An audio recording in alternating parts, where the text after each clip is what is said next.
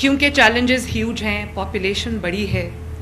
میں نے جب ٹیک اوور کیا تو شہباز شریف صاحب کے دور میں جو دوائیاں ہاسپٹلز میں لوگوں کو فری ملتی تھیں، وہ دوائیاں ادویات جو ہیں وہ 90% سے 30% پہ آ گئی تھیں. لوگوں کو فری دوائی بند کر دی تھی پچھلے دور میں، اور بہت ڈٹائی سے اعلان ہوتا تھا کہ اب ہم فری دوائیاں جو ہے وہ نہیں دے سکتے. کینسر کا فری علاج ہم نے، کینسر کے پیشنٹس ہمیں یاد ہے 2020 میں 19 میں کینسر کے پیشنٹ سڑکوں پہ آ گئے تھے کیونکہ ان کا فری علاج ختم کر دیا تھا.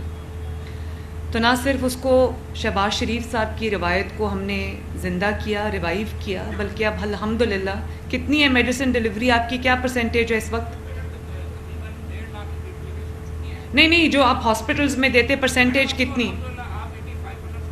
جی انشاءاللہ تقریباً 90% ہماری اب ہاسپٹلز میں بھی فری میڈیسنز ہے. اور جب میں ہاسپٹل کے دورے پہ جاتی ہوں، میں ایک پیشنٹ جس سے میرا انٹریکشن ہوتا ہے، میں خود رک کے لوگوں سے پوچھتی ہوں کہ آپ کو کوئی دوائی باہر سے تو نہیں لانی پڑی، دوائی کے لیے کوئی پیسے تو نہیں دینے پڑے، یا کوئی ٹیسٹ آپ کے باہر سے تو نہیں ہوئے.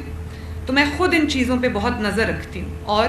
لیکن پھر بھی ہمارا ایک نیشنل ورک ایتھک اتنی پرابلم ہے ہمیں کہ ہم اپنا کوئی کام بھی خدمت سمجھ کے نہیں کرتے، ذمہ داری سمجھ کے نہیں کرتے، فرض سمجھ کے نہیں کرتے. بس کوشش کرتے ہیں کہ 8 سے 2 اگر ہمارے ڈیوٹی ٹائمنگز ہیں تو وہ ہم موبائل پہ بیٹھے رہیں یا کچھ بھی کرتے رہیں، ہم وہ گزار کے گھر چلے جائیں.